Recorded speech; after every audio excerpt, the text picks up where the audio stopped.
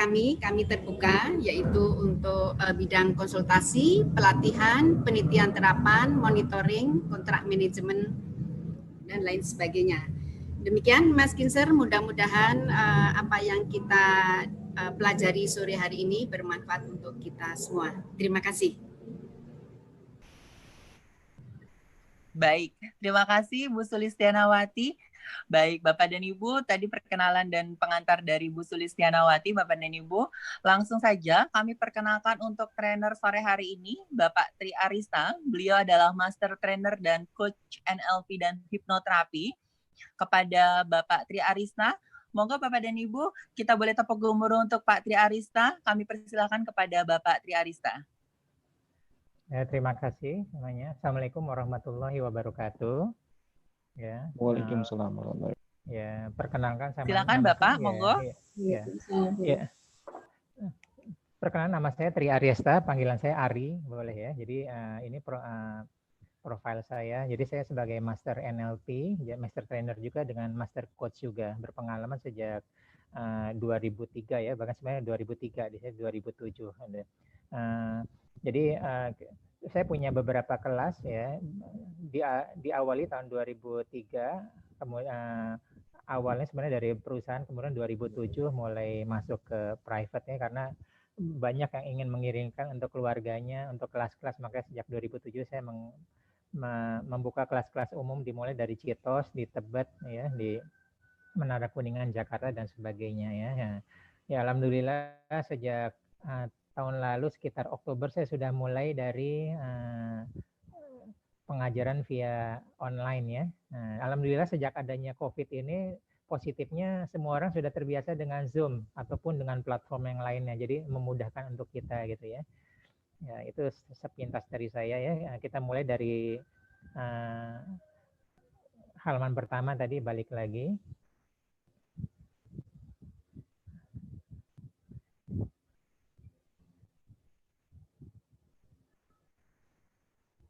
Materi halaman pertama lagi. Oke ya, jadi hari ini kita akan belajar berseri ya tentang basic QNLP. Ya, QNLP ini kita akan berseri, kita akan bikin sesi free-nya setiap sebulan sekali. Jadi mudah-mudahan Bapak Ibu semua bisa mengikuti. Ya, di samping itu kita ada versi berbayarnya. Jadi kita ada versi ini, kita akan sebulan sekali, mudah-mudahan bisa diikuti. Dan ini adalah betul-betul mendasar dan insya Allah applicable ya. Jadi KNLP adalah aplikasinya. Jadi ilmu yang kita sampaikan sedikit, tapi sisanya adalah aplikasi. Silakan dua slide berikutnya. Ya, satu slide lagi. Nah, ini dia ya. Jadi sekarang kita ada posisinya ada di Basic NLP yang free. Nah, minggu depan kita tentang subjective communication. Nah, subjective communication ini bisa lanjutan dari yang minggu lalu ya, tentang hypnotic language pattern. Hypnotic language pattern itu bagaimana kita mempengaruhi lawan bicara kita yang bertemu langsung. Ya, sedangkan subjective communication ya tanggal 26 ditunggu tanggal mainnya, pastikan hadir. Kita bisa mempengaruhi orang lain jarak jauh dengan pikiran kita ya. Nanti kita akan belajar ya, dan semuanya ilmiah. Yang berikutnya tentang law of attraction, bagaimana kita mau pemrograman, coaching, dan siklus energi. Setelah itu belum ada di sini, kita akan belajar tentang ikigai. Kita lanjut ke slide berikutnya. Nah, jadi di sini apa namanya KNLP itu ada 4 ya. Pertama tentang neuro ya. Neuro itu adalah apa yang kita pikirkan. Jadi ternyata pola pikir itu awal dari semuanya, seluruh tubuh kita, semua ucapan kita, behavior kita, energi kita dimulai dari neuro ya. Keluaran dari neuro adalah linguistiknya. Jadi seperti halnya ilmu teko ya. Apa yang kita ucapkan adalah pengejawantahan apa yang kita pikirkan. Nah, kita juga bisa menata ulang linguistik kita. Salah satunya kita sudah pernah belajar minggu lalu tentang hypnotic language pattern. Jadi hanya merubah teknik linguistik kita, maka dampaknya luar biasa. Nah, programming ini adalah aplikasi. Nah, yang setiap minggu saya lakukan itu adalah aplikasi ya. hypnotic language pattern. Nah, nanti ada kemarin sudah human behavior engineering, bagaimana menata ulang pola perilaku seseorang ya. Apa-apa termasuk hypnoslim ya. Bagaimana langsing itu ada aplikasi hypnohealth dan sebagainya ya. Nah, yang membedakan dari NLP yang standar adalah kita ada energi kuantum ya. Jadi ternyata energi ini berpengaruh besar terhadap tubuh kita. Nah, jadi ya. Jadi di sini adalah bagaimana kita bisa mengkolaborasikan keempat poin ini. Itulah QNLP. Lanjut berikutnya. Ya. Sekarang kita bicara dulu tentang neuro dan linguistik ya. Neuro itu adalah apa yang kita pikirkan. Apa yang kita pikirkan bisa berubah-ubah ya. Positif, negatif, netral dan sebagainya. Tapi secara umum yang diulang-ulang itulah akan menjadi pola pikir. Nah, pola pikir inilah yang menentukan masa depan kita, baik tubuh kita sendiri maupun pergaulan kita. Ya, begitu juga pengejawantan dari linguistik dari neuro adalah linguistik. Apa yang kita pikirkan itulah apa yang akan kita ucapkan. Jadi mirip tadi seperti saya bilang ya, seperti ilmu teko. Kita tidak tahu teko itu isinya apa. Begitu kita tuangkan ke dalam cangkir, isinya adalah teh. Oh, berarti isi teko itu adalah teh dan itu sebagainya. Nah, kita lanjut ke slide berikutnya. Nah, programming ya, programming kita perilaku. Setuju ya bahwa kita harus berubah ya? Setuju ya? Harus berubah ya. Bahkan setiap detik kita selalu ketemu persimpangan jalan. Lurus atau belok kiri. Setiap detik kita memutuskan ya. Kita bangun tidur memutuskan leha-leha atau langsung bangkit atau apa dulu atau buka WA dulu. Nah, seperti itu. Nah, apalagi kalau zaman COVID ini ya, WH ini di mana tatanan dunia berubah ya. Kalau kita tidak berubah, kita dipaksa berubah atau mati ya, change or die atau transform or die atau adaptasi atau mati. Jadi harus berubah. Jadi kita selalu dipaksa untuk berubah ya, dipaksa untuk berubah. Nanti kalau kita sudah belajar teknik Ikigai ya, nah justru bagaimana kita bisa merubah dunia. Tapi untuk tahap ini adalah kita harus berubah. Nah, teknik-teknik NLP inilah kita memandu kita bagaimana kita sebagai rambu-rambu untuk berubah gitu ya. Itu akan dibahas nanti pada sesi-sesi berikutnya. Slide berikutnya. Oke, sebelum kita lanjut kita akan mengadakan tes sugestibilitas gitu ya. Tolong semua videonya di on kan dan mic-nya juga di on kan.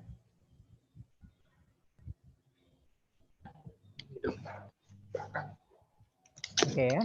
Nah, sekarang kita akan tes sugestibilitas, melihat apakah kita mudah untuk berubah ya, mempengaruhi diri kita atau mempengaruhi diri orang lain. Tolong di sini ada garis tangan. Ada ya? Ada garis tangan ya di pergelangan tangan kita ya. Oke, kalau sudah garis tangan ini tolong disatukan. Sudah semua ya? Oke, saya bisa lihat ya. Lalu dirapatkan. Ya, lihat jari tengahnya sama atau mana yang lebih pendek, kiri atau kanan yang lebih pendek? Siapa yang sama? Sama. Okay. Sama saya. Iya, yang sama tolong tangan kanannya maju ke depan seperti ini ya. Oke ya, yang sama.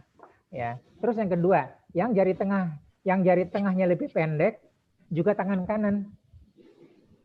Gitu ya. Nah, dan sebaliknya yang jari kirinya lebih pendek, yang maju tangan kiri. Ya, saya ulang ya. Yang sama tangan kanan yang maju lurus. Ya. Yang tangan kanan, yang jari tengahnya kanan lebih pendek, kanan juga yang maju. Nah, jadi pengecualiannya jika jari tengah yang kiri lebih pendek, kiri yang maju. Semua paham ya? Oke, paham, bisa ikutin ya. Sekarang silakan maju ke depan. Nah, kita dengan kekuatan pikiran, kita bisa memanjakan jari-jari kita. Ya. Nah, tolong ikuti kata-kata saya. Panjang. Panjang. Panjang. Panjang. Panjang. Panjang. 1 meter. 1 meter. 5 meter. 5 meter. 10 meter. 10 meter. 50 meter. 50 meter. 100 meter. 100 meter. Oke, sekarang jari disamakan lagi ya. Oke, nah sekarang satukan. Lihat, apakah jarinya memanjang? Jari tengahnya? Iya, memanjang. Memanjang. Oke, berarti sugestif ya. Oke, bagus. Kita lanjutkan lagi ya. 500 meter. 100 meter. 100 meter. 1 kilometer. 1 kilometer. 5 kilometer. 5 kilometer. 10 kilometer. 10 kilometer. Oke, sekarang kita sanakan lagi ya. Lebih panjang lagi.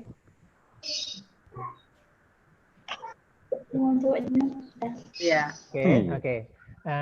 Sekarang digenggam. Ya. Dengan santai kita bilang kembali normal. Kembali normal. Kembali normal. Oke. Kita satukan lagi. Lihat sudah kembali normal ya.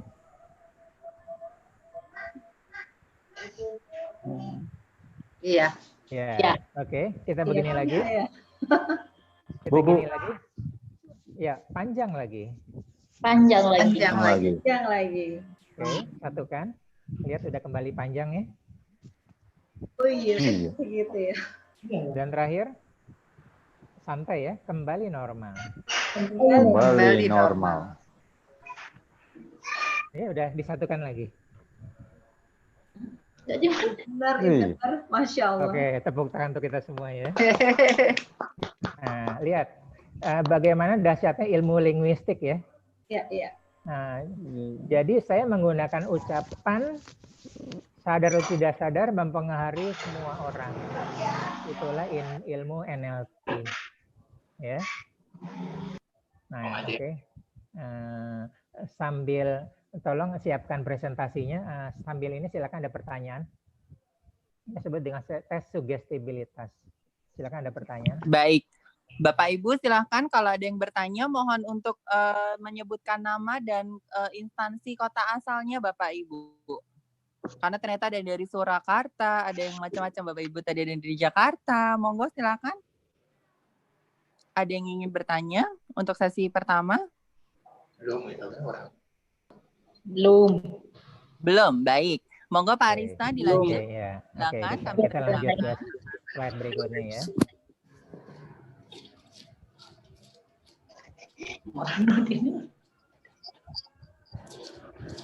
Kita lanjut ke slide berikutnya. Ini.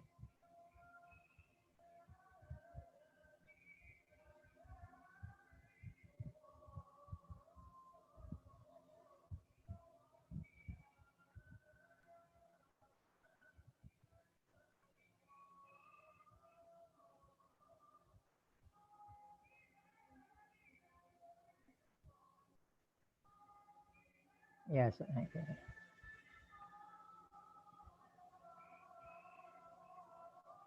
Oke, nah sekarang kita lihat dasar-dasar ya. Setuju ya bahwa kita ingin melakukan perubahan ya? Ya, setuju. Nah, perubahan itu pertama kali kita mulai dari perubahan pola pikir kita. Hari ini kita akan belajar bagaimana kita merubah pola pikir. Teknik yang sederhana kita gunakan disebut dengan reframe. Ya. Perubahan ini kita lakukan terus-menerus sehingga membentuk pola pikir yang baru. Ya. Pola pikir baru akan membentuk pola ucap yang baru. Ingat ya tadi ya, apa yang kita ucapkan adalah pengejawantahan apa yang kita pikirkan. Apa yang kita ucapkan akan menjadi pola perilaku baru dan menjadi kebiasaan baru. Ya, nah, jadi 21 days to make a new habit atau to break a bad habit. Nah, jadi untuk membentuk kebiasaan baru kita perlu melakukan pengulangan selama 21 hari Bapak Ibu ya. Kita perlu selama 21 hari. Kalau kita tidak pernah berolahraga, kita ingin melakukan olahraga, paksakan diri kita setiap hari kita berolahraga. Hari pertama, kedua, ketiga sulit. Tapi lama-lama menjadi biasa. Nah, menjadi kebiasaan baru disebut dengan new habit ya setelah 21 hari ya. Setelah 30 hari ya 90 hari maaf ya. itu menjadi lifestyle yang baru. Nah, yang kita sebut sekarang new normal ya. Kita nanti akan terbiasa dengan cuci tangan dan terbiasa seperti apa. Terbiasa yang tadinya tidak care dengan kesehatan, mulai kesehatan gitu ya. Nah, kebiasaan baru dilakukan terus-menerus selama 6 tahun akan menjadi sifat yang baru dan 15 tahun menjadi karakter baru. Jadi anak kita yang sudah 15 tahun untuk merubah karakternya gimana? Rubah dari sekarang, hasilnya 15 tahun kemudian. Ya, slide berikutnya. Nah, jadi sekarang apa yang kita merencanakan untuk merubah, merencanakan secara sadar disebut dengan pikiran sadar. Nah, merencanakan secara kreatif disebut dengan creative mind. Oh, tadinya saya merokok ya, saya ingin berhenti merokok. Nah, itu creative mind. Oh, saya tidak pernah berolahraga, saya merencanakan untuk berolahraga. Ya, itu creative mind. Oh, saya kehilangan pekerjaan, PHK. Saya harus bagaimanapun saya harus berusaha mendapatkan uang. Itu disebut dengan creative mind. Ya, creative mind dilakukan terus-menerus pengulangan ya, bertahun-tahun akan mengendap ke bawah pikiran sadar disebut dengan habitual mind. Gitu ya. Jadi seseorang habitual mind itu sudah ada di dalam hasil pengulangan. Habitual mind itu the moment of truth-nya ya. Hal-hal kebenaran adalah tanpa dipikirkan, reaksi spontan. Itulah habitual mind. Jadi seseorang yang sumbu pendek, tiba-tiba marah, tiba-tiba ketakutan, tiba-tiba apa, itu disebut dengan habitual mind. Tapi kalau dia tahan sebentar, dia mikir, nah itu disebut dengan creative mind yang bekerja. Sekarang kita melakukan pembentukan mindset adalah kita membentuk pikiran yang baru sehingga mengendap menjadi pola pikir yang baru. Slide berikutnya. Jadi pembentukan mindset untuk saat ini kita mempelajari dengan 4 pintu. Perubahan pola pikir, N ya, neuro. Perubahan pola ucap, linguistik. Perubahan pola energi. Ya, ini yang tidak ada dalam ilmu NLP ya. Kuantum dan perubahan pola perilaku, programming. Untuk sesi pertama ini di sore hari ini kita batasi untuk hanya perubahan pola pikir. Ya, bulan depan pastikan hadir.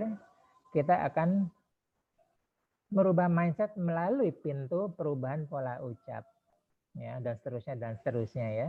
Nah, seperti ini. Silakan lanjut slide berikutnya. Nah, kita mulai bagaimana sih merubah pola pikir, ya. Lanjut slide berikutnya. Nah, ini dia. Map is not the territory. Ya, di sebelah kiri itu disebut dengan teritori, dunia yang sesungguhnya. Dan di sebelah kanan di dalam otak kita disebut dengan map atau peta.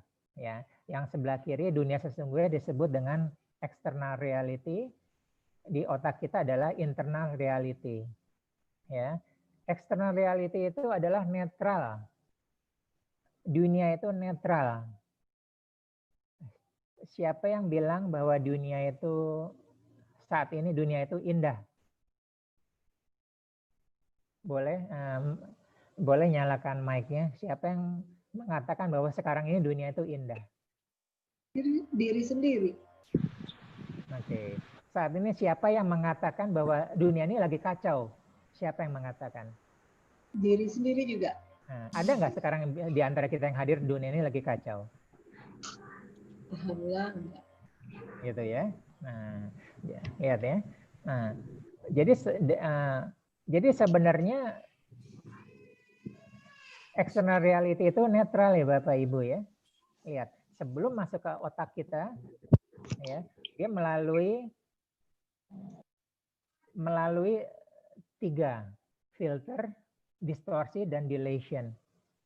Ya. 3 hal ini, filtering, distortion dan dilation ini berdasarkan perjalanan hidup kita. Gitu ya. Misalnya selama ini kita dicekokkan hal-hal yang negatif sehingga apapun kita sikapi sebagai negatif, maka semua hal positif disaring ya, nggak masuk ke otak kita, difilter sama dia, dihapus di dilation, ya. dan nilai-nilainya dia simpangkan, distortion, sehingga yang ada hanyalah keluhan ya. Begini ya, aduh, habis itu apa yang dia ucapkan dalam bentuk perkataan ya, aduh, nah seperti itu ya. Jadi kalau orang yang kehidupannya terbiasa dengan hal negatif karena diri sendiri, karena pikiran, karena lingkungan, yang positif nggak masuk tuh, terhapus, difilter. Dan sebaliknya, bagi orang yang positive thinking, yang negatif itu dihambat, gitu ya. Dia tidak perkenankan masuk, difilter sama dia. Nah, filter, deletion, distortion juga bisa dipengaruhi oleh dogma atau agama kita. Agama kita mengajarkan begini, begini, begini. Oh, yang ini haram, ini tidak. Nah, itu dia akan melakukan penyaringan.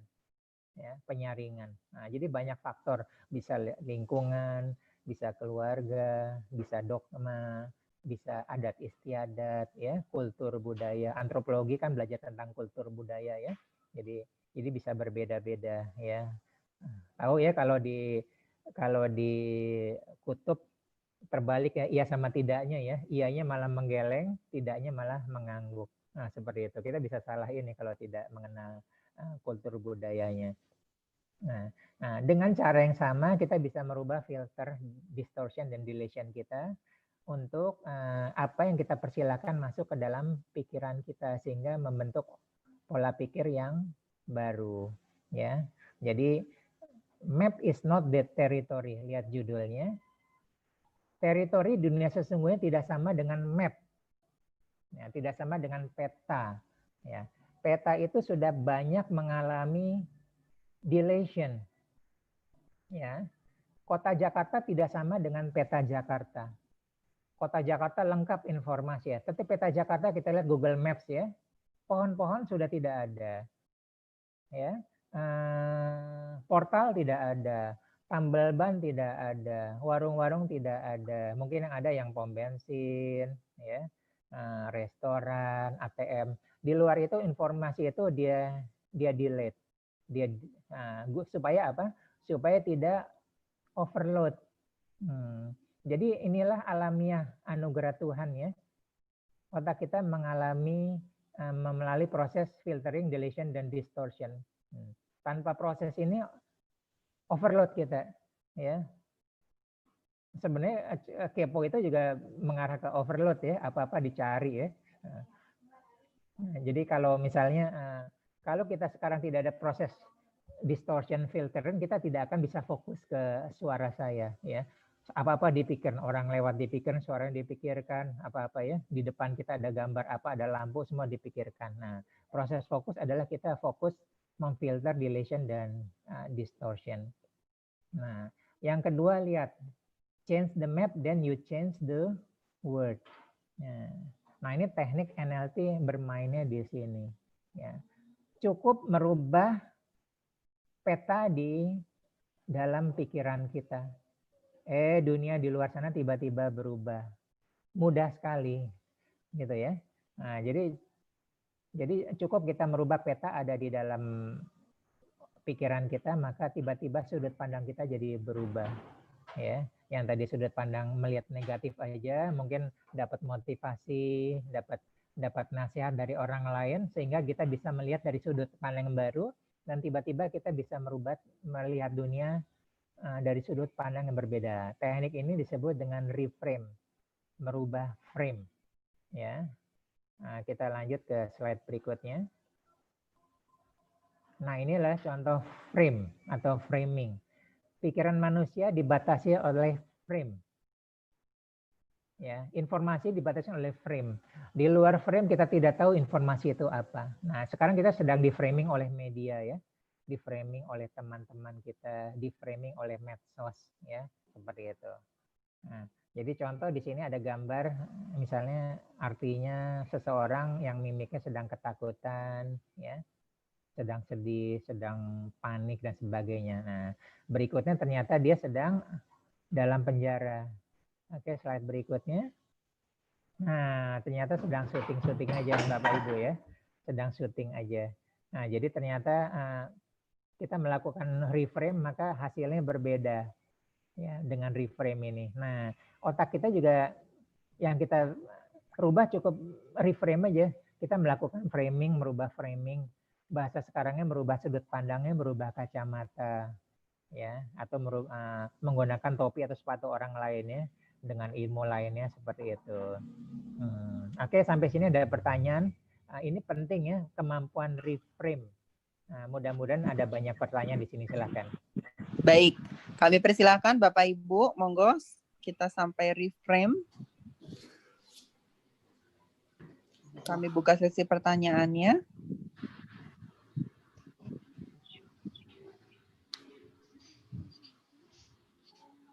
Ada dari Bu Yunilia ya, Ibu di live chat.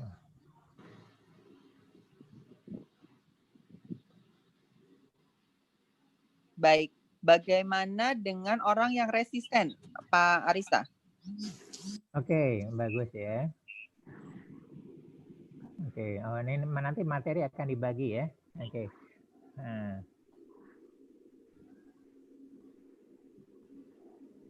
Ya, baik. Oke. Nah.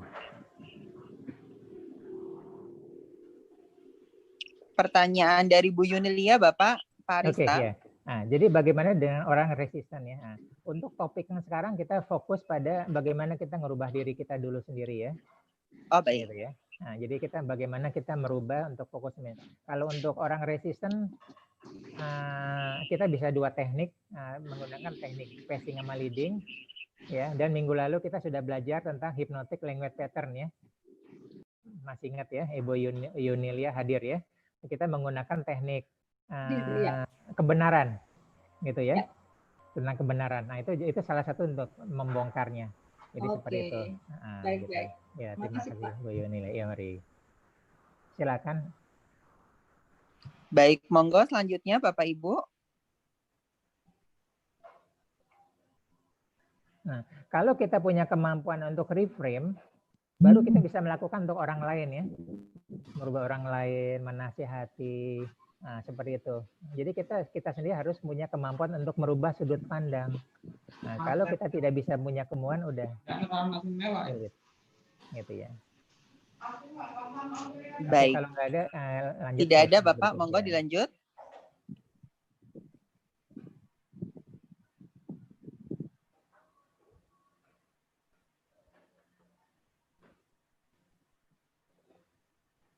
Oke, nah ini contoh ya. Oke, contoh ya, bagaimana yang tadinya negatif jadi positif ya, yang masalah jadi solusi ya. Agama sendiri sudah mengajarkan fa'inam usri yusro, inam usri usro. Kalau kita fokus sama masalah, yang hadir apa? Masalah demi masalah. Ya, makanya kita latih. Ini latih ya, dilatih kita fokus mencari solusi. Bagaimana kita kalau melihatnya sisi kekurangan aja. Ya, selama kita akan kekurangan. Nah, padahal kita dikarunia Tuhan, kita punya banyak kelebihan. Seperti itu ya. Ingat kita dulu pernah ada materi linguistik yang kertas putih ada satu bintik putih ya. Nah, gitu. Kita fokus sama titik hitam. Nah, seperti itu. Nah, jadi ini adalah teknik reframe. Bagaimana kita merubah kacamata, sudut pandang, dan sebagainya. Materi ya, slide berikutnya. Nah, ini contoh ya. Ini contoh sudut pandang. Jadi bukan berarti lalat lebih jelek dari lebah ya. Lebah jelek ya. Bukan berarti masing-masing ada perannya berbeda ya. Peran positif. Nah, ini cuma contoh aja ya. Lalat itu kita contohkan adalah kita ibaratkan dia hanya melihat yang negatif saja ya. Negatif saja. Apapun yang indah-indah di depan dia nggak kelihatan. Ya, yang dicari tetaplah kotoran. Nah, ini cuma pengandaian aja ya. Sekali lagi ini bukan berarti lalat negatif gitu ya. Lalat punya perannya tersendiri. Ya. Nah, begitu juga orang yang sudut pandangnya selalu negatif. Yang bagus-bagus nggak kelihatan tuh.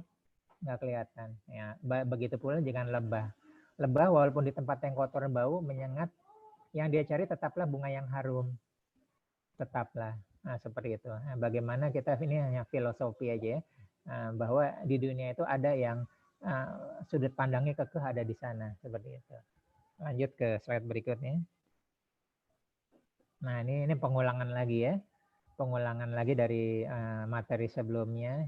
Jadi pada prinsipnya seseorang itu mengalami dalam pikirannya ada 4 fase ya, beta, alfa, theta, dan delta. Ya. Di atas itu sebenarnya masih ada ya, gamma, dan di bawah itu adalah hibernasi.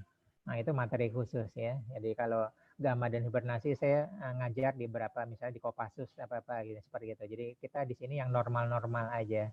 Nah, jadi kalau kita sedang dalam keadaan sedih, marah, kecewa ya, takut. Nah kita ada di frekuensi beta. Ya lihat tuh. Frekuensi tinggi sekali 13 dan 30 Hz. Kayaknya palanya mau pecah ya. Nah itu kita ada di hormon kesedihan. Nah, jadi kasihan kalau kita ada di beta ya, kan adanya stres ya. Stres ini adanya jadi kita memelihara aja hormon kortisol. Lama-lama akan menjadi depresi dan sebagainya. Itu harus kita rubahnya. Kita mereframe menjadi alfa. Jadi situasinya sama. Ada alfa, kita tinggal memilih kita mau alfa atau beta. Ya, siapa di sini yang ibadah sebagai beban? Nah, itulah beta. Siapa ibadah dinikmati, dia ada posisi alfa. Ya. Atau pertama-tama alfa ya. Kita, waduh, saya ingin langsing, saya harus olahraga ya. Pertama kali kita senengin. Kita beli sepeda statis ya, lama-lama bosen, jadi beban. Nah, ini ada di beta. Nah, seperti itu. Kita harus cara supaya kita menyenangi apa yang kita lakukan. Ya, dan seterusnya. Jadi semua ini selalu dua sisi. Ya. Siapa yang menyiram, menyenangi. Seperti itu. Ada yang sampai menyenangi daun aja dielap. Nah, cuci piring. Ibu almarhum ibu saya juga wafat usia 93, dia menyenangi cuci piring, menyenangi untuk dan sebagainya ya. Menyiram tanaman. Nah, jadi bagaimana kita mensikapi seperti itu. Kemudian theta adalah saat kita masuk ke area tenang, damai, mengantuk ya, tidur dengan mimpi. Dan itu adalah zona sugesti. Nah, kita akan di akhir sesi kita akan masuk ke theta ya. Dan delta adalah untuk tidur pulas. Nah, kalau aspek kesehatan adanya di alfa dan di delta. Nah, nanti kalau pada materi lainnya kita akan bahas kesehatan, kita adanya di dua zona ini ya. Ini berikutnya. Slide berikutnya. Nah, ini contoh ya. Setiap orang pintu masuknya berbeda-beda. Jadi tolong cari tahu kesukaannya di mana ya. Kalau mendapatkan kenyamanan dari aromaterapi atau menggunakan minyak wangi tertentu dia jadi nyaman, boleh pakai cara itu ya. Siapa yang suka dipijat spa ya, kerembat, boleh itu. Ada juga yang nyaman dengan lingkungan ya, dengan orang-orang dicintai, boleh ya. Ada juga dengan teknik pernapasan, boleh. Nah, ada juga dengan pemandangan. Jadi kalau menyukai pemandangan, menyukai kebun, ya kita lihatlah ke kebun kita, atau lihat akuarium boleh. Akuarium air tawar atau air asin, kita bisa lihat ikan berenang kesana kemari, membuat kita jadi tenang. Ya, dan bisa juga kita langsung berpikiran positif, atau tiba-tiba kita bisa melakukan rasa syukur. Nah, itu dengan tiba-tiba kita bisa merubah dari beta ke alfa. Nah, ini cari sendiri ya. Nah, kalau bagian suka menyukai pendengaran, boleh dengan menggunakan musik. Ya, sambil belajar dia mendengarkan musik, sambil bekerja mendengarkan musik. Nah, di situ dia mengalami kenyamanan atau kesenangan. Nah, artinya dia masuk ke zona alfa. Ya. Nah, slide berikutnya. Oke, mundur lagi slide berikutnya. Sebelumnya. Silakan kalau ada pertanyaan.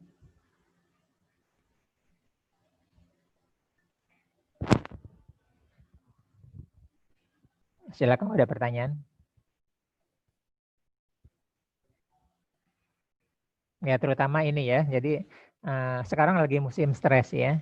Stres kalau kita biarkan berhari-hari, berbulan-bulan, bertahun-tahun, dia akan mengendap menjadi depresi. Gitu ya. Kalau ada yang ikut yang sebelumnya, bahwa stres itu jelas sebabnya. Ya. Keuangan, macet, ya. Masalah hubungan, rumah tangga dan sebagainya. Nah, Tapi kalau kita biarkan seperti itu nanti mengendap, bercampur dengan stres yang lainnya, nah itu sudah menjadi depresi. Nah, depresi itu nanti lanjutannya bisa beda ya.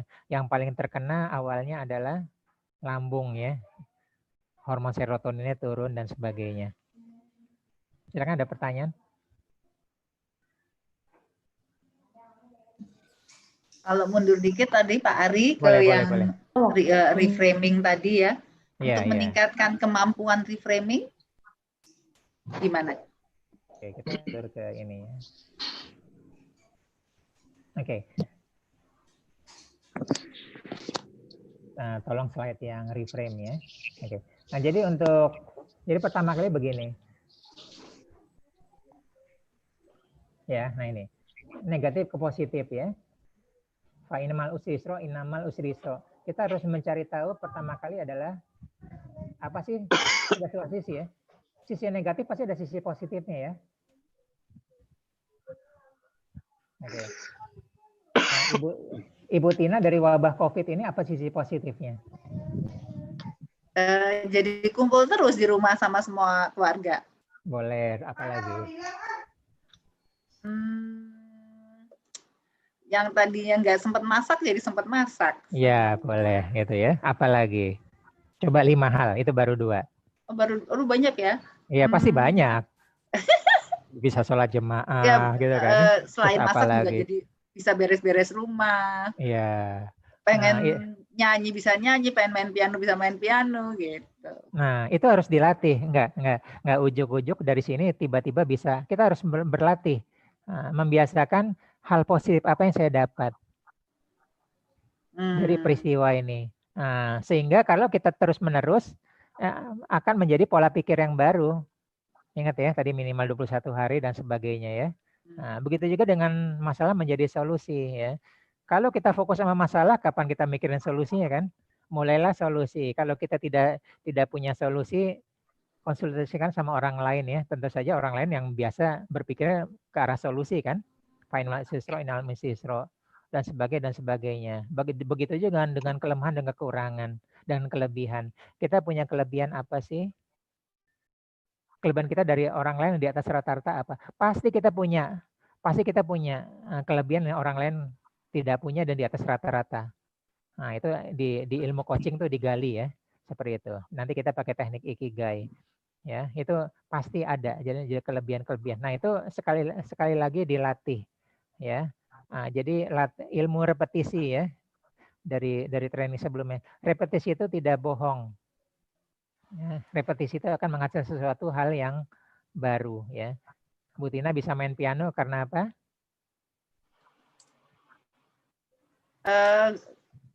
Pernah belajar sih waktu kecil. Iya. Terus dilatih ya? Ya, sekarang udah jarang banget. Makanya ketika sekarang banyak di rumah jadi kayaknya jadi sempat ya walaupun sebentar-sebentar. Iya. Kita Tapi bisa bahasa berarti Inggris. juga untuk meningkatkan tadi berarti juga nyari temennya juga yang bagus dong ya biar dia bisa mendukung. Pasti. Jadi ini skill ya. Ini skill. Skill itu adalah pengulangan. Nah, jadi mulai dari diri sendiri, mulai dari lingkungan juga. Nah, gitu loh. Jadi kita bisa bahasa Inggris karena pengulangan kan. Itu skill. Kita bisa berenang karena pengulangan kan. Itu skill. Ya. Kita bisa berpikir positif karena pengulangan. Itulah skill. Nah, kita selalu mensikapi masalah, mencari solusi, itulah skill. Skill bisa terjadi karena pengulangan, ya. Karena kita terbiasa berdiskusi dengan orang lain yang berpikir secara solusi, lama-lama pola pikir solusi dia akan nyetak ke otak kita. Nah, seperti ini. Jadi kita memerlukan pengulangan. Seperti gitu Bu Tina ya. Oke, ada pertanyaan terima kasih, lain? Ya, sama-sama. Baik, Pak Arista. Ya. Ada pertanyaan dari Ibu Mercy dari Solo. Oke. Konsentrasi belajar gelombang apa ya Pak? Gimana biar bisa konsentrasi belajar? Pertanyaannya tersebut Bapak. Oke, iya. Bagus ya. Yang jelas kita tidak boleh ada di beta ya. Setuju ya? Kita harus cari cara supaya kita di alfa. Menenangkan pikiran ya. Kondisi ruangannya seperti apa, ruangannya hangat. Ruangannya jangan bikin ngantuk ya. Seperti itu. Kita pernah belajar ya, nanti kalau ruangan kita ada warna ungu-ungunya, kita akan ngantuk ya. Yang bikin naik lah, ada kuning, ada oranye, untuk bekerja dan belajar seperti itu ya. Terus yang kedua, pastikan bahwa kita ada di posisi alfa gitu ya. Menyenangi apa, tadi pintu masuknya banyak ya. Yang menyenangi musik boleh ya. Tadi dari Ibu siapa? Bu Mercy, Bapak. Oke, Bu Mercy ya. Oke. Iya. Ini untuk Ibu atau untuk anak Ibu? Bu Mercy, silakan. Untuk Ibu Mercy sendiri, Bapak. Oh, untuk Ibu Mercy sendiri ya. Ibu Mercy sendiri udah tahu learning style-nya Ibu. Halo, Pak. Halo. Ya. Ibu Mercy udah tahu tipe belajarnya Ibu seperti apa? Apakah visual, apakah verbal, apakah musikal, apakah kinestetik, apakah logical matematika, apakah sosial, apakah solitary, yang sukanya sendiri. Solitary. Kenapa? Intinya solitary saya. Ya. Solitary. Kalau ada distraction tuh jadi ini pengen marah gitu rasanya. Oke. Nah, marah itu berarti habitual mind kan? Nah, seperti itu. Ya. Nah, jadi untuk tahap pertama lakukanlah belajar sendiri, tenang. Tipenya solitary, gitu ya. Makin banyak dari 7 itu, makin banyak pintu bisa masuk, kemampuan belajar adaptif kita bisa makin banyak ya. Solitary bisa, sosial bisa, kinestetik bisa, ya, dan sebenarnya juga bisa, gitu ya. Nah, jadi kalau tipenya solitary ya udah belajarlah sendiri, cari tempat yang tenang. Kelemahannya banyak ya, tapi kelemahannya banyak. Nanti begitu ujian masuk perguruan tinggi atau apa-apa yang rame-rame banyak distraksinya. Seperti itu. Bisa ini misalkan diubah habitnya supaya bisa adaptasi terhadap distraction gitu gimana, Pak? Bisa ya. Jadi saya biasanya kalau untuk mengajar ke anak kelas 6, 9 ataupun kelas 12 SMA yang tipenya solitary, kenyataannya kan untuk ujian masuk kan mereka harus tempat-tempat yang ramai kan, ya kan? Di mana solitary akan keganggu, udah kalah sebelum berperang itu, ya. Nah, caranya adalah latihan, ya. Latihan belajar di tempat yang ramai, ya. Jadi kalau anak kita biasakan ngerjain kumon apa-apa di restoran, misalnya di food court ya, di Pondok Indah Mall. Di sana. Nah, itu solitary mulailah belajar di tempat yang ramai ya, banyak distraksinya. Yang pertama kali nggak bisa, lama-lama akan terbiasa. Nah, seperti itu. Gitu ya. Tapi ada beberapa yang nggak bisa juga ya. Emang dia nggak bisa fisikal atau nggak bisa logical apa-apa ya, kita nggak bisa pindah masuk. Tapi khusus yang solitary itu istimewa. Harus ada jalan keluarnya. Jalan keluarnya adalah dilatih. Sekali lagi repetisi ya. Repetisi itu dilatih, diulang. Kita lama-lama kita biasakan belajar di tempat ramai. Awalnya tetap sulit ya. Artinya apa? Kita meningkatkan kemampuan konsentrasi kita.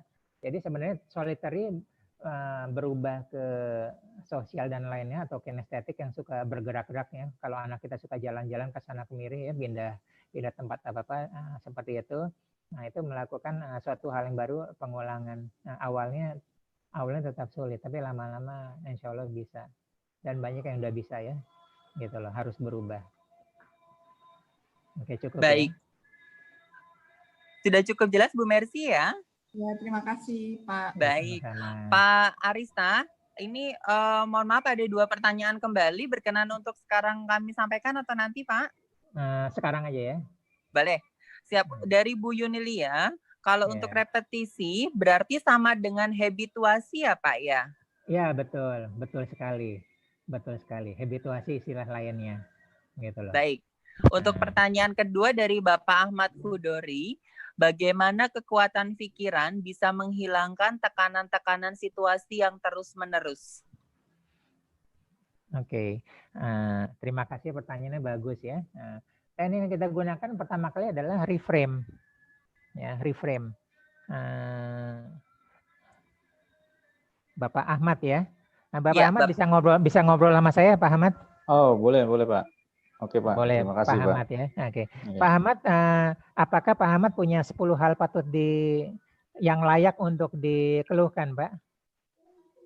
Ya, ya mungkin kayak situasi saat sekarang ini kan kita lagi berada di rumah nih Pak, lagi berada di rumah, kemudian kita juga nggak bisa berinteraksi secara bebas di luar. Karena kebetulan saya kebiasaan atau pekerjaan saya adalah saya banyak berinteraksi dengan orang di luar gitu Pak. Karena kebiasaan saya banyak berinteraksi dengan orang, tiba-tiba saya harus di rumah saja kan gitu. Nah ini kadang membuat pikiran-pikiran jadi semakin sempit dan nggak bisa bergerak bebas. Akhirnya mulai itu Pak, pikiran-pikiran ini mempengaruhi kan gitu loh alam bawah sadar saya, sehingga ya ada ketidaknyamanan, kemudian ada juga ketidakbiasaan untuk bergerak bebas gitu Pak. Nah itu yang tekanan-tekanan semakin banyak itu akhirnya timbullah stres seperti itu. Mungkin kalau untuk tingkat tingginya belum gitu loh, tapi lama ini akan menekan pikiran kita sehingga mulai muncul stres perut. Nah gitu Pak. Oke, saya sorry ya. Oke, kita ngobrol sejenak ya Pak Ahmad ya. Iya. Oke. Pak Ahmad tahu bahwa kita hidup dalam impian orang lain? Iya. Kita hidup dalam impian orang lain. Maksudnya gimana Pak? Oke. Pak Ahmad sadar bahwa setiap hari menghirup udara gratis ya? Iya. Ada orang di sana tiap hari harus bayar ya beli tabung oksigen nitrogen. Iya. Seharinya 160 juta. Iya. Ya, saya coba reframe Pak Ahmad ya. Bahwa ada sisi lain yang patut kita syukurin ya. Oke. Yang kedua Pak Ahmad, maaf ya, ke toilet lancar ya. Iya. Ada orang mau ke sana aja udah trauma ya. Iya. Ya, misalnya ada infeksi saluran kemih atau apa dan sebagainya.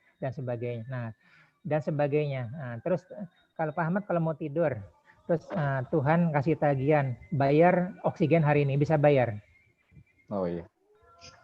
Enggak Pak. Gitu ya. Nah itu, nah itu yang saya maksud, kita berusaha reframing jadi dari kesulitan bahwa ada kemudahan. Nah, kita punya masalah ternyata berlimpah lewat begitu aja di kehidupan kita, sama sekali nggak pernah kita syukurin. Nah itu saya coba berubah untuk reframe. Itu salah satu cara ya, merubah dengan bersyukur gitu ya. Oke. Itu merubah pikiran kitanya ya. Betul, merubah pikiran kita. Itu kan bisa mengurangin stres kita kan. Oh ternyata gini ya, nah gitu loh, dan sebagainya. Saya masih bisa hidup, saya masih begini, saya bisa. Pak Ahmad masih bisa bergerak kan, pindah dari satu tempat ke kursi yang lain. Nah ada orang nggak bisa kan. Nah seperti itu. Nah penuhnya hal-hal seperti itu. Nah kedua tadi yang masalah menjadi solusi. Nah, Pak Ahmad persis sama saya harus ketemu orang Pak. Ya, saya harus ketemu orang, konsultasi, ya, coaching, konseling, mentoring, training. Tapi alhamdulillah ternyata saya ngasih jadi hikmah gitu ya. Sebenarnya saya sudah melakukan training online sudah dari dulu. Tapi namanya orang kan susah untuk diedukasi ya, untuk online. Tapi sekarang tiba-tiba orang semua bisa Zoom Pak ya. Iya, betul. Ini salah satunya salah satunya untuk menghilangkan stres tadi itu mengikuti Zoom sehingga saya bisa dengan orang luar.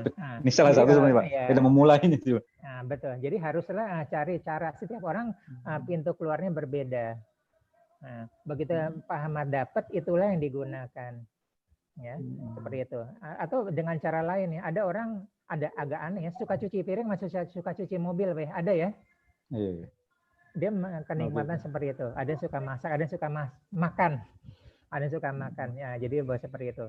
Nah, itu tadi kalau bicara untuk mengurangi stresnya, berpindahnya. Kalau cari pola pikirnya, kita salah satunya adalah dengan bersyukur. Nah, terus cara lain kalau masalah adalah dengan solusi gitu lah. Dengan solusi itu nanti tambahannya Pak Ahmad punya kemampuan apa yang bisa mendukung. Nah, seperti itu ya. Oh, digitalisasi, apa-apa. Nah, sebenarnya di sini ada peluang. Nah, gitu ya, merubah. Nanti kan disebut dengan ada new normal baru kan. Kita jadi terbiasa kan berkomunikasi virtual seperti ini kan, jadi online. Seperti itu. Lama-lama kemudahan apa-apa orang jadi terbiasa, komunikasi jadi biasa. Emang ada beberapa pekerjaan yang betul-betul tidak bisa digantikan ya. Nah, itu perlu jalan keluar yang lain yang tidak bisa kita bahas di sini, Pak Ahmad. Cukup, Pak Ahmad ya? Oke, terima kasih Pak. Terima kasih. Inputannya. Ya. Silakan ada pertanyaan yang lain.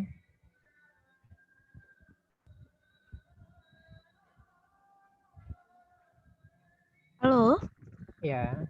Halo Pak Aris, ada pertanyaan satu mewakili dari viewers yang ada di YouTube, Pak. Ya, boleh silakan. Jadi ini dari Pak Helmi Himawan. Beliau bertanya, mohon izin bertanya Pak, bagaimana cara efektif mengganti gelombang alfa yang ada menjadi beta secara efektif, terutama saat menjalani pekerjaan agar lebih efektif.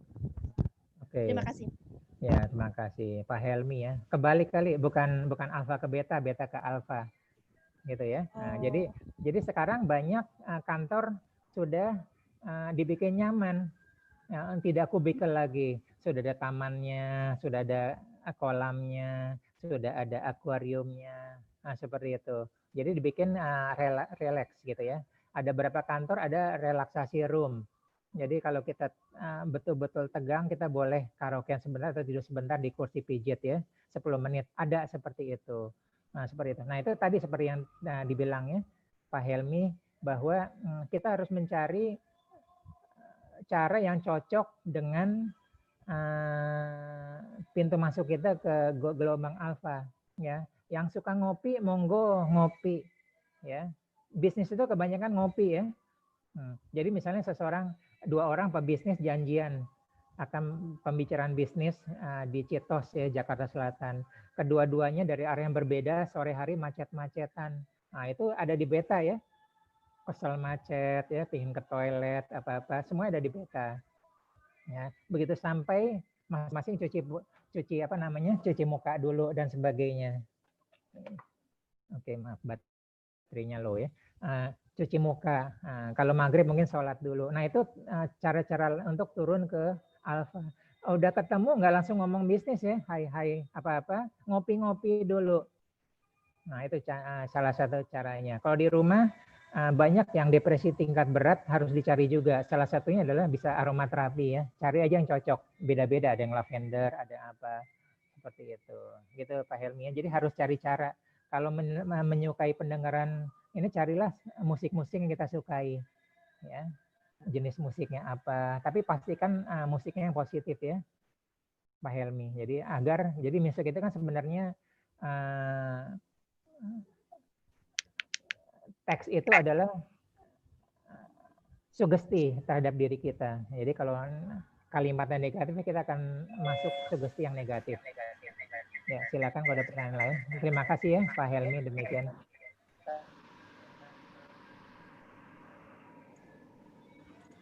Baik, Bapak Ibu, untuk dari Bu Mercy, Pak Arisa. Ya. Oke. Oh, ini ada konseling ya, nah, bukan di sini ya. Tapi prinsipnya seperti ini, ya. Ini ada di konseling. Jadi saya kasih gambaran aja ya. Itu tidak bisa dijawab di sini. Bu Mercy. Oke, jadi ibaratnya mobil. Halo, Pak Arisa. Ya. Halo ya. Kedengaran suara saya? Ya. Ya. Trauma atau apa itu menghambat kehidupan kita ya. Nah, jadi contohnya kalau mobil itu rem tangannya lupa dilepas tengah. Lupa dilepas, masih nyangkut sepertiga atau seperempat. Nah, itu dia penghambat. Ya, kita harus cari tahu sumber masalahnya. Jadi itu melalui tahap konseling. Negatif itu harus dibuang. Ada orang ngasih positif, tapi lupa bahwa negatif itu harus dibuang. Gitu ya. Nah, nanti Ibu Mercy nanti ada lihat jadwal siklus energi kesehatan atau energi kuantum di akhir-akhir berapa minggu ke depan, pastikan Ibu hadir di sana. Itu jawabannya di sana Ibu Mercy ya. Seperti itu.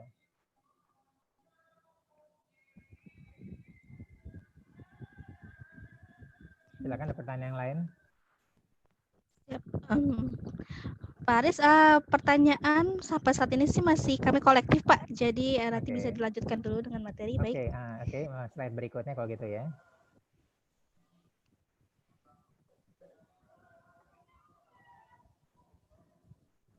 Lanjut ya, slide berikutnya.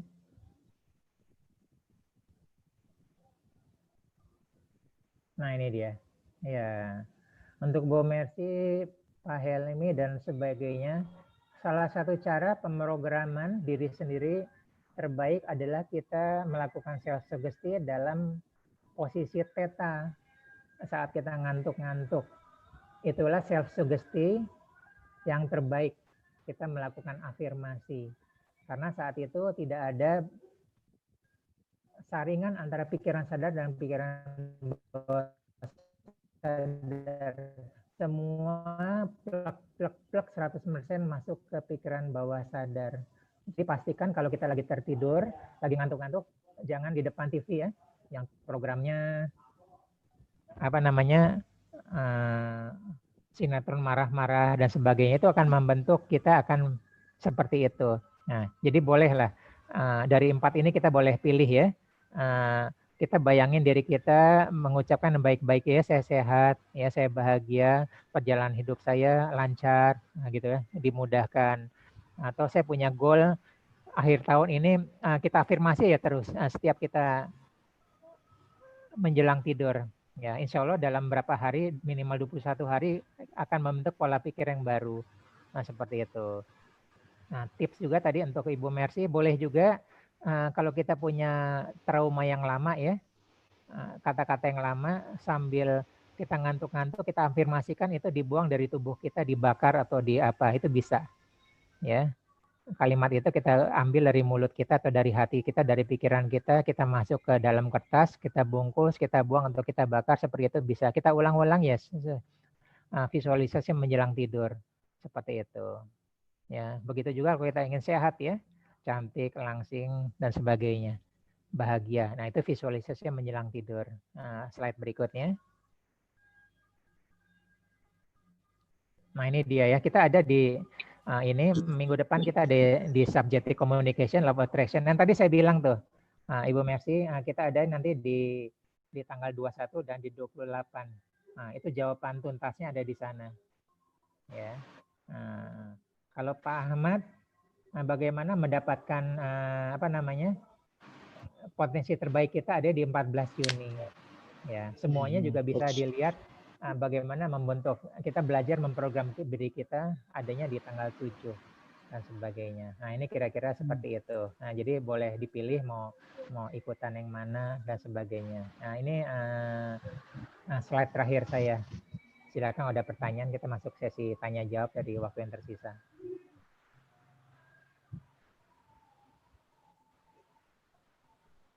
Baik, Bapak Ibu di room Zoom ada yang masih ingin bertanya, boleh? Di sini kami sudah unmute semua Bapak Ibu, jadi nanti bisa langsung mengajukan pertanyaan. Sebelumnya mungkin supaya semuanya juga kenal Bapak Ibu, dan ini ditayangkan live streaming di YouTube ya Bapak Ibu, jadi nanti mungkin mohon memperkenalkan diri lalu memberikan pertanyaannya seperti itu. Baik, silakan Bapak Ibu.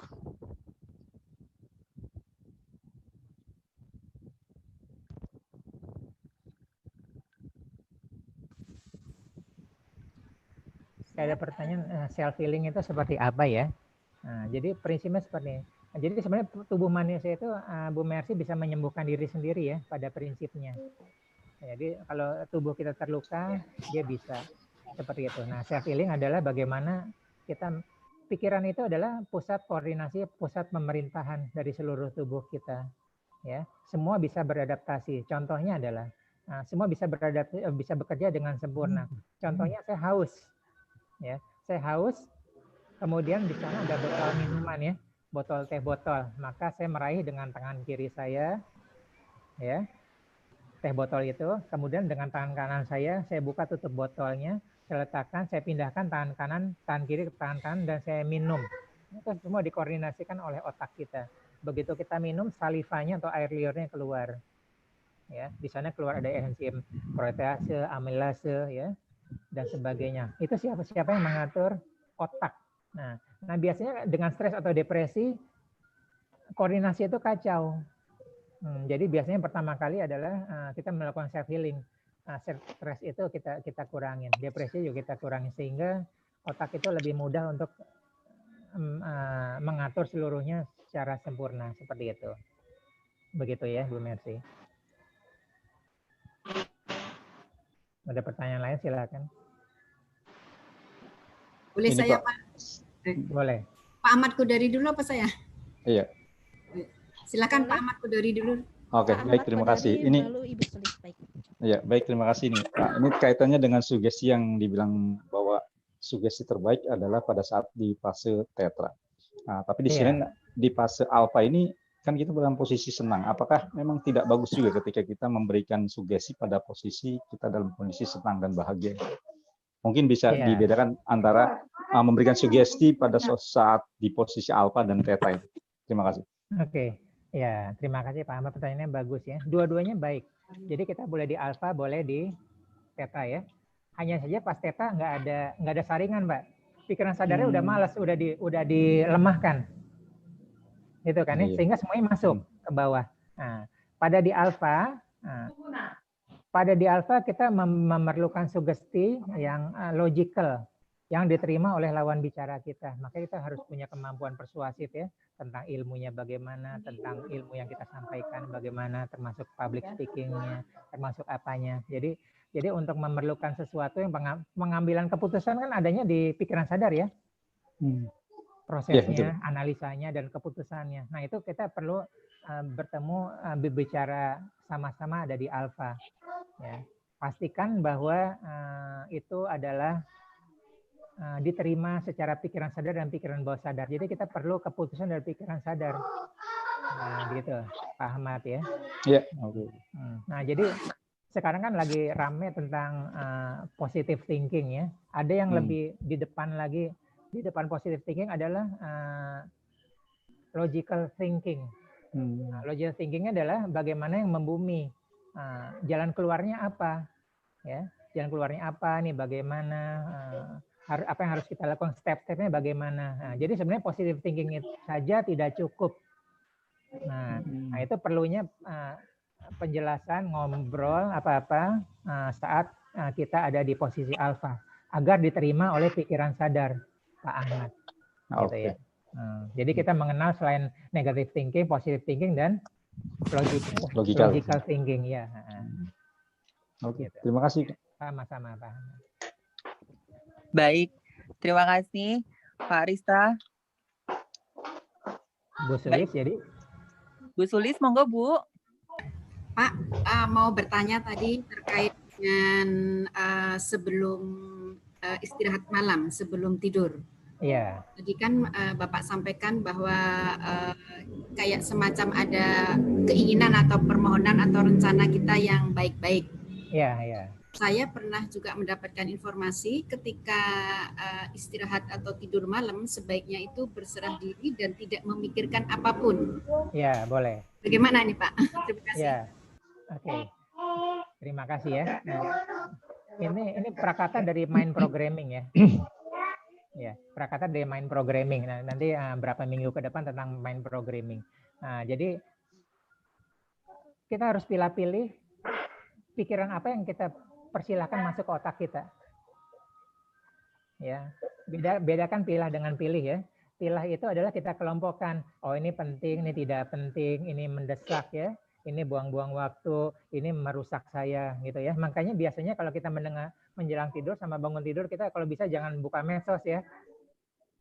Karena jadi kepikiran yang enggak tuh. Masuklah ke pikiran bawah sadar kita saat itu kan.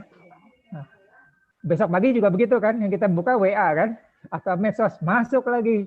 Padahal itu saat terbaik untuk belajar. Nah, gitu loh. Jadi sebenarnya tadi pernyataan itu ada benarnya ya. Penyempurnaannya adalah kita berhak memilih pikiran apa yang akan kita masukkan. Jadi kita mulai pilih ya.